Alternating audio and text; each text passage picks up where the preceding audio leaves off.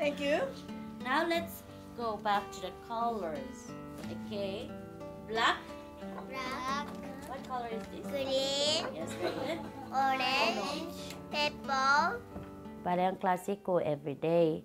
Monday to Saturday. Pero yung Saturday ko, hindi na yon sila mga yochin. Mga high school student na yung Saturday. Pero yung Monday to Friday, 3 to 4 prep school, 4 to 5. Depende din. May 4 to 5 akong prep school, pero 5 to 6 elementary na yon. 5 to 6 and 6 to 7 elementary. Na yung pinakalas kong 7 to 8 high school. Hungry caterpillar wants to eat something yellow. Kiroy, sabi mo no, katabi tayo banana, Yellow?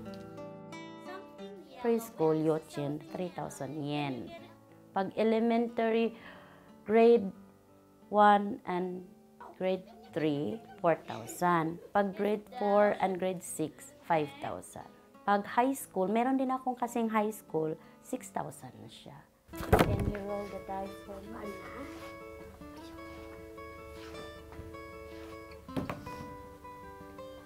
Okay. What can you do? From my point of view, ang sa tingin ko na dito sa Japan, yung teaching natin, pag tinuturuan namin yung bata, lalo na ako, sasabihin na lang natin sa sarili ko. Alam ko kasi kung paano nila, dahil second language natin itong English, di ba? Tagalog talaga tayo eh. Alam ko kung paano ko i-explain sa kanila na mas maiintindihan nila. Can you walk? I walk. Can you walk? Yes, I Yes, very good. Yes, I.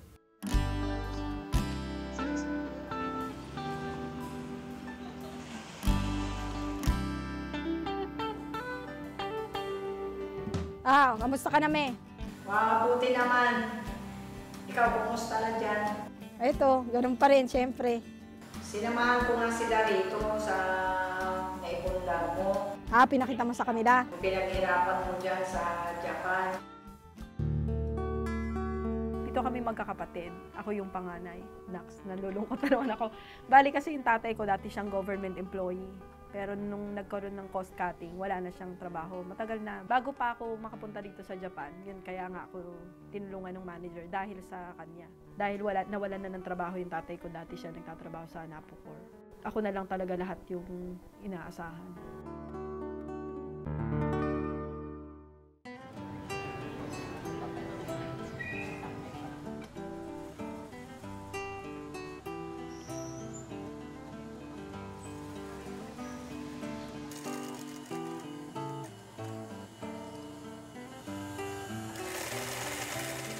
Malaki po ang tulong kasi nga po, parang ano na siya, breadwinner na po namin.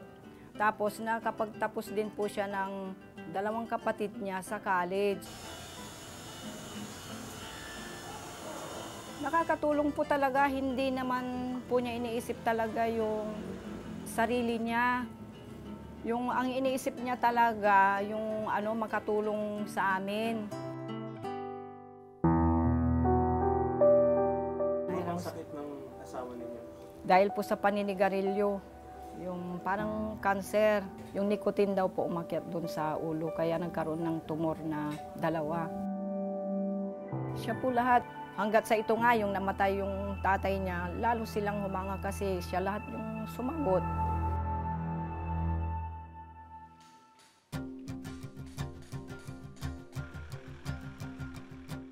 Ito po yung 3 bahay na naipundar ng aking anak sa Japan. After 12 years po niya doon na nagtrabaho. At napagtapos din po niya ng college yung kanyang mga kapatid. Magkakaroon sana ng Montessori dun sa yung apartment gagawin na yun na preschool. Parang makakatulong ako lalo dun sa mga kababayan natin. Sana.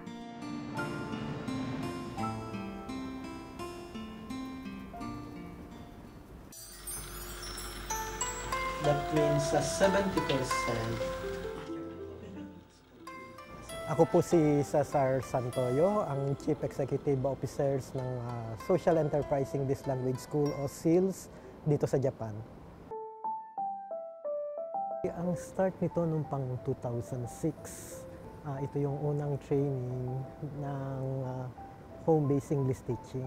Malaki na yung ipinagbago ng image ng mga Pilipina. So, malaki na yung recognition sa kanila at pagkakilala sa kanila bilang mga teachers.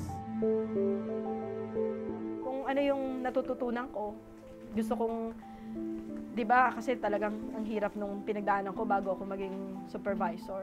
So, gusto kong maibalik din sa kapwa ko kung ano yung ano. Kasi kung hindi natin sila bibigyan ng choice, na meron palang mas magandang buhay na pwede nilang gawin, bukod sa trabaho nila sa kasalukuyan, mas mahihirapan, which is kung merong iba, mas magiging maganda yung future.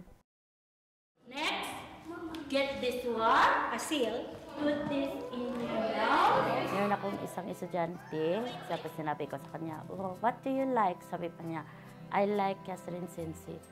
Flattered talaga ako, grabe. Para bang okay lang, dala ko yung malaking maliit ako, pero worth siya, di ba? Parang hindi kami naglalaro lang. Kasi parang, ay, na-feel pala din niya na ang tinuro ko, absorb pala din niya. Masarap, lalo na yung pag mag-grocery ka, oh, sensei, para bang masarap pakinggan.